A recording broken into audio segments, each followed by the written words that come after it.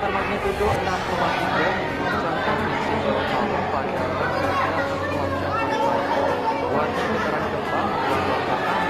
Saya tidak, sana itu lampu jalan.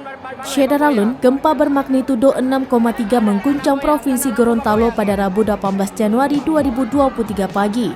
Kuatnya getaran gempa membuat warga panik dan berhamburan keluar rumah. Gempa terjadi saat warga sedang melakukan aktivitas pagi, tepatnya pada pukul 8:34 waktu Indonesia bagian tengah. Warga kota Gorontalo bernama Nur Bone mengaku merasakan pusing saat terjadi gempa. Menurutnya, gempa bumi merupakan hal biasa bagi warga Gorontalo. Namun kali ini guncangannya terasa lebih kuat dari gempa-gempa yang biasa terjadi. Sementara itu, Badan Meteorologi, Klimatologi, dan Geofisika atau BMKG menyatakan gempa berpusat di Teluk Tomini. Lokasinya berada 69 km tenggara Bone Bolango, Gorontalo, sementara pusat gempa berada di kedalaman 138 km. Menurut laporan warga, gempa dirasakan di 4 provinsi, yakni Gorontalo, Sulawesi Utara, Sulawesi Tengah, dan Maluku Utara.